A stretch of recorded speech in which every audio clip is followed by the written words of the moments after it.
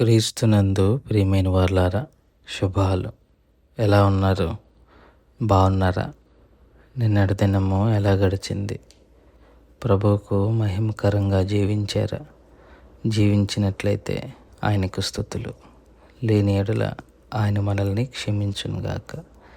నేటి దిన ధ్యానాంశము మార్కు సువార్త 12వ అధ్యాయము 35 నుంచి 37 వచనాలు. ఒకప్పుడు యేసు దేవాలయంలో బోధించుచుండగా, క్రీస్తు దావీదు కుమారుడని శాస్త్రులు చెప్పుచున్నారేమి? నేను నీ శత్రువులను నీకు పాదపీఠముగా ఉంచు వరకు నీవు నా కుడివైపున కూర్చుండుమని ప్రభువు నా ప్రభువుతో చెప్పెను అని దావీదే పరిశుద్ధాత్మ వలన చెప్పెను. దావీదు ఆయనను ప్రభువని చెప్పుచున్నాడే, ఆయన ఎలాగూ అతని కుమారుడగునని అడిగాను. సామాన్యులు ఆయన మాటలు సంతోషంతో వినుచుండ్రి. దేవుని వాక్యాన్ని మన వెనికిల్లో దీవించి ఆశీర్వదించునుగాక. చదవబడిన లేఖన భాగాన్ని పరిశీలన చేసుకుంటే, యేసుక్రీస్తు ప్రభువారు అక్కడున్న వారిని ఒక మాట అడిగారు, ఒక ప్రశ్న అడిగారు. మీరు నన్ను దావీదు కుమారుడని అంటున్నారు, నిజమే. అది దావీదు కుమారుడు అన్నది నిజమే. కానీ అది ఆత్మీయ కోణంలో కాదు, మానవీయ కోణంలో, లేకపోతే దైవిక కోణంలో. మానవీయ కోణం, దేవునికి రెండు ఉన్నాయి కదా, రెండు కోణాలు, మానవీయ కోణము, దైవిక కోణము. దావీదు కుమారుడు అన్నది మానవీయ కోణమే, కానీ అది సగమే నిజం. ఇంకో సగ నిజం ఉంది, అదేంటంటే దైవిక కోణం. అది కూడా గుర్తుపట్టకపోతే యేసు ప్రభువారు దైవత్వాన్ని అర్థం చేసుకోలేకపోతే, గ్రహించలేకపోతే యేసు ప్రభువారు పూర్తిగా అర్థం కారు. యేసు ప్రభువారిని వారు దావీదు కుమారుడని కొంతమంది నమ్ముతున్నారు. ఆ కొంతమంది కూడా అంతవరకే నమ్ముతున్నాడు, దేవుని కుమారుడని నమ్మటం లేదు. అప్పుడు యేసు ప్రభువారు, నేను ఒకసారి బోధించుచుండగా కొంతమంది శాస్త్రులు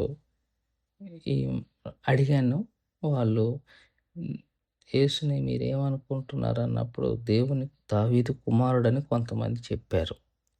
ఇప్పుడు నేను ఒక ప్రశ్న అడుగుతున్నాను, మీరు సమాధానం చెప్పండి. అదేంటి అని అంటే, దావీదే ఒక చోట అంటే 110వ కీర్తనలో చెప్పిన ఒక మాట. ఇదే పేతురు భక్తుడు తర్వాత వాడతాడు, పౌలు భక్తుడు వాడతాడు తర్వాత.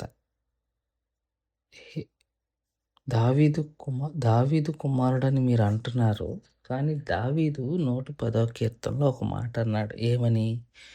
నేను నీ శత్రువులను నీ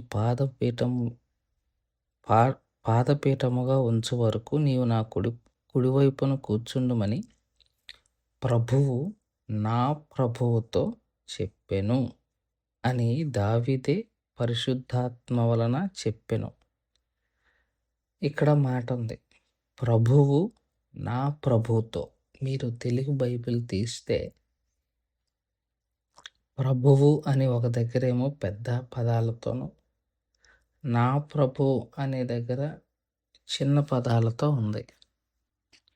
ఈ పెద్దచ్చుతో ఉన్న ప్రభుని తండ్రితో రెఫర్ చేస్తూ, నా ప్రభు అన్నప్పుడు క్రీస్తుని గురించి రెఫర్ చేస్తున్నట్టు, అందుకే పెద్దచ్చు ఇచ్చాడు.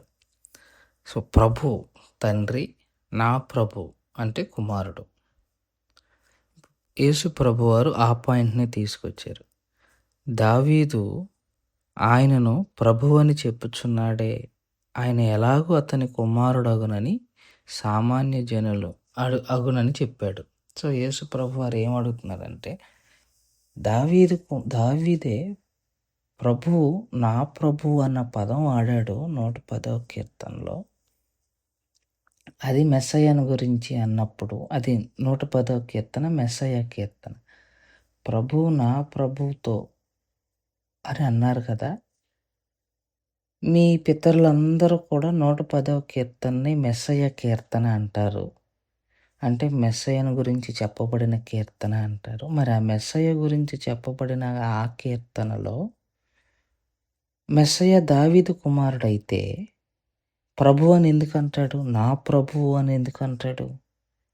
అంటే దావీదు చెప్పింది కరెక్టే, మీరు అర్థం చేసుకోలేకపోతున్నారు.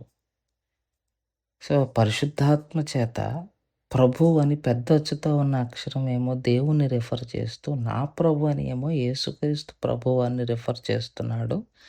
కాబట్టి నేను దేవుని కుమారుణ్ణి, దావీదు వంశంలో పుట్టిన దేవుని కుమారుణ్ణి అని చెప్పే మాటను అక్కడ యేసు ప్రభువారు చెప్పే ప్రయత్నం చేశారు. అక్కడున్న వారందరూ ఆయన చెప్పే మాటలకు సంతోషించారు. కానీ శాస్త్రులు, పరిసయ్యులు ఇంకా గుడ్డితనంతో ఉండటం వల్ల వారికి ఆయన మాటలు ఎక్కలేదు. దేవుడి మాటలు దీవించి ఆశీర్వదించునుగాక. ప్రార్థన చేసుకుందాం. మమ్మల్ని మిక్కిలిగా ప్రేమించిన మా ప్రియ పరలోకపు తండ్రి, మీ పాదాలకు స్తోత్రాలు.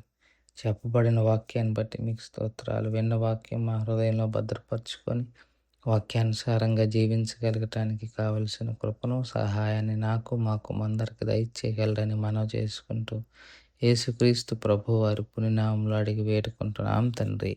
ఆమెన్. God bless you.